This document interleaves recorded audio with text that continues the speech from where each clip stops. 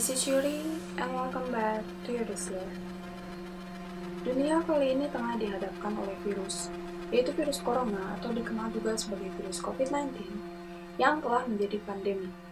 Pandemi sendiri adalah infeksi atau penularan virus ke seluruh dunia. Virus ini bermula ketika di pasar hewan yang terletak di Wuhan, Cina. Dan saat itu, Organisasi Kesehatan Dunia atau World Health Organization telah menetapkan virus ini sebagai pandemi. COVID-19 kini tengah menjadi permasalahan yang besar di seluruh dunia. Bahkan beberapa negara telah menerapkan sistem lockdown untuk setidaknya mengurangi penyebaran virus ini. COVID-19 bukanlah wabah pertama yang menjadi pandemi. Pandemi yang besar yang pernah menyerang dunia pernah terjadi di sekitar pertengahan akhir abad ke-14, yaitu dikenal sebagai pandemi wabah hitam atau juga dikenal sebagai Black Death. Bagaimana pandemi ini bisa terjadi? Ayo kita bahas bersama. Does it scare you?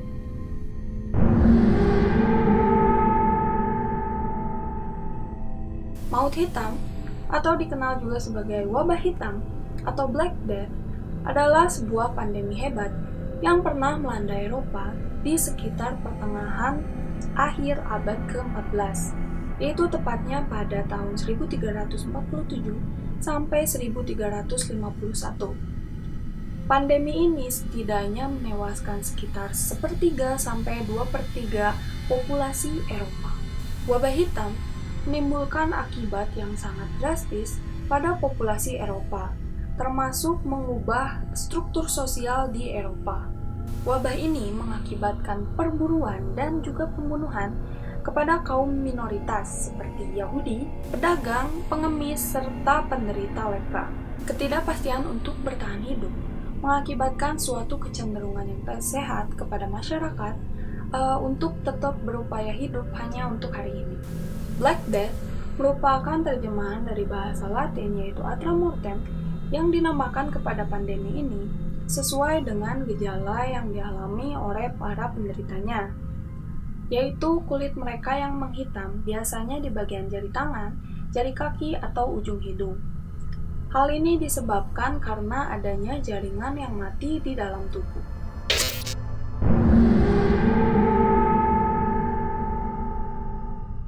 Wabah penyakit ini muncul dengan 3 varian penyebaran, yaitu yang pertama adalah varian pes, yaitu pembengkakan pada kelenjar getah bening yang kira-kira pembengkakannya itu sekitar sebesar telur atau juga sampai melebihi sebesar apel.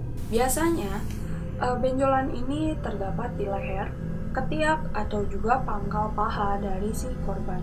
Meskipun beberapa orang selamat, tetapi penyakit ini memberikan hanya sekitar 1 minggu untuk sang korban bertahan hidup.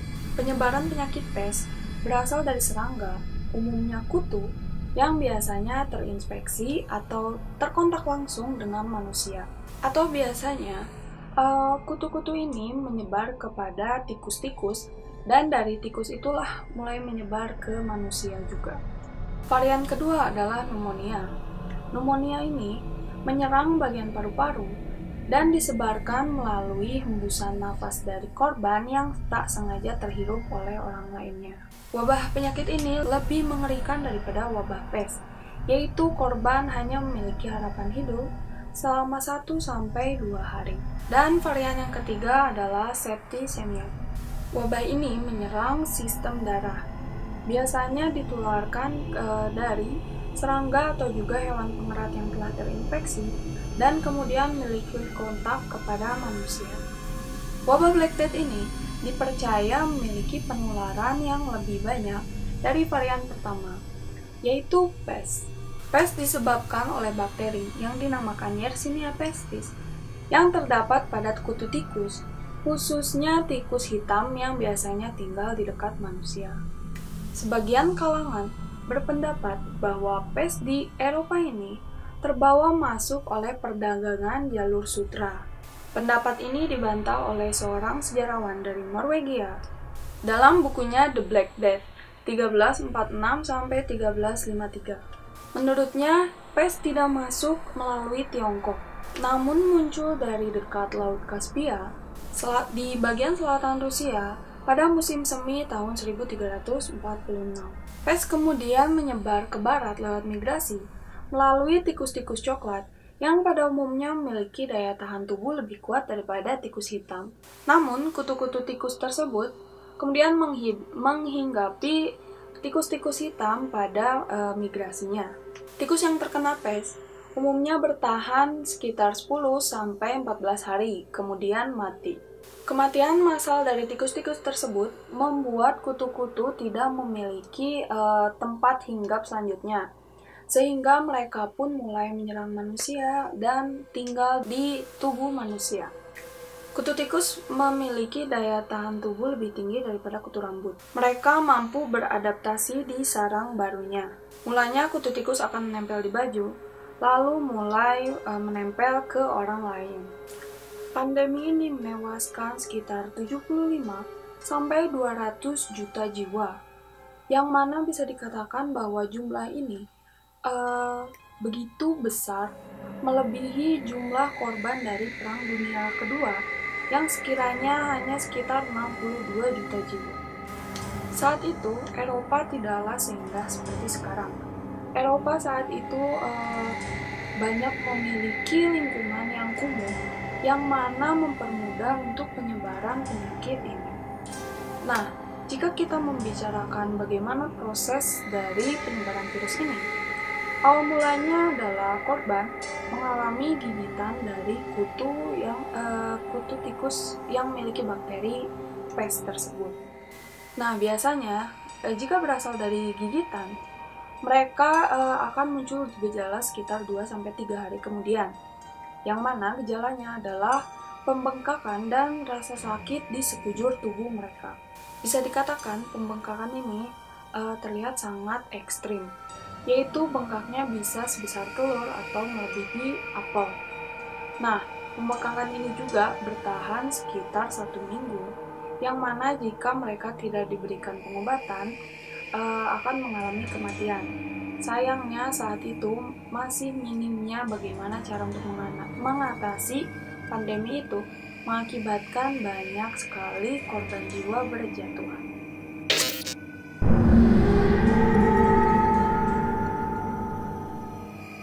Kala itu, para dokter telah mengusahakan semua yang mereka bisa untuk pengobatan, tetapi dengan minimnya ilmu kedokteran pada zaman itu, mereka berujung pada teknik pengobatan yang tidak masuk akal.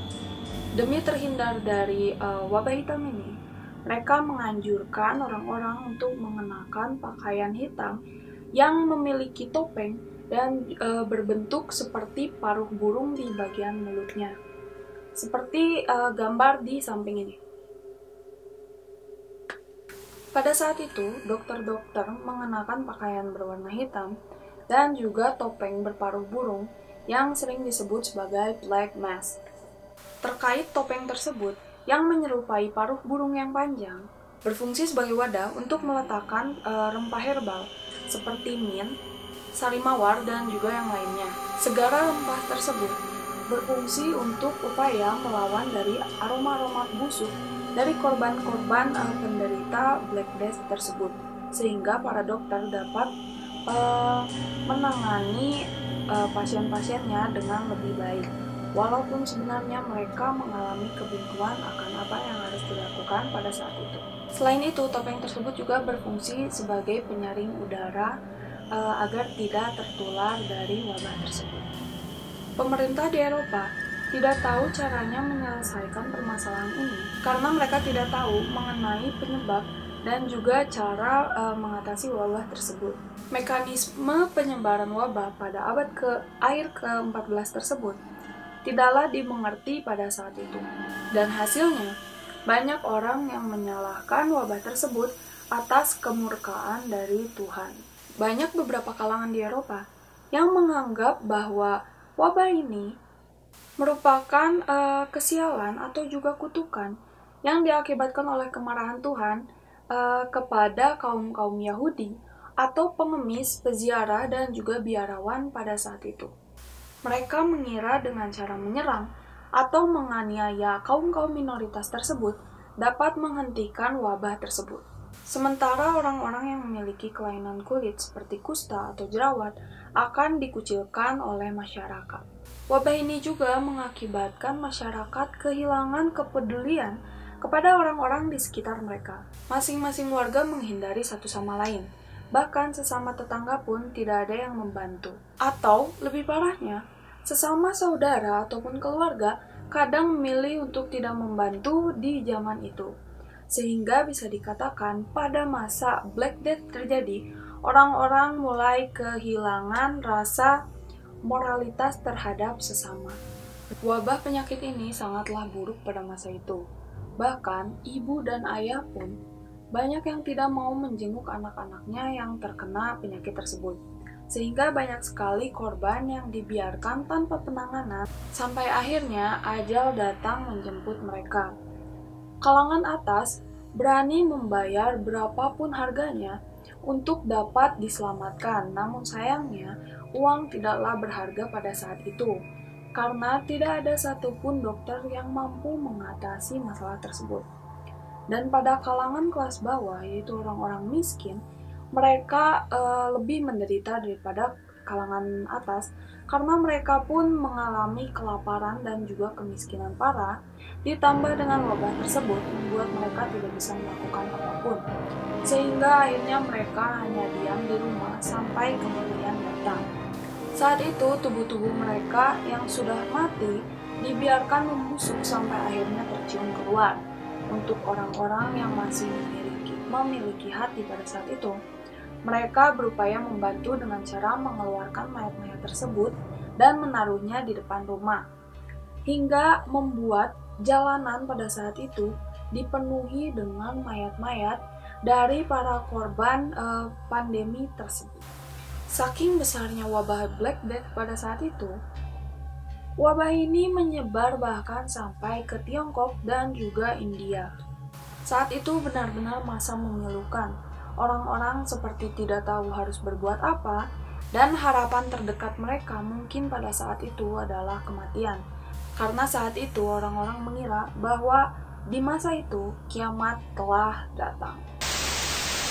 Begitulah sekiranya gambaran dari wabah Black Death yang terjadi di pertengahan akhir abad ke-14. Menurut kalian bagaimana saat-saat wabah tersebut terjadi? Karena wabah tersebut meninggalkan trauma yang mendalam bagi warga-warga Eropa atau juga warga dunia yang mengetahui akan wabah tersebut. Karena nyatanya, pada tahun 1910 lalu, wabah ini pernah masuk ke Indonesia, tepatnya ke Pulau Jawa, di saat zaman penjajahan Belanda. Wabah ini begitu mengerikan, bukan? Selain orang-orang menganggap bahwa wabah tersebut diturunkan oleh Tuhan, ada juga yang mengatakan bahwa wabah ini merupakan perang biologis yang pertama kali terjadi. Jadi, apa menurut kalian?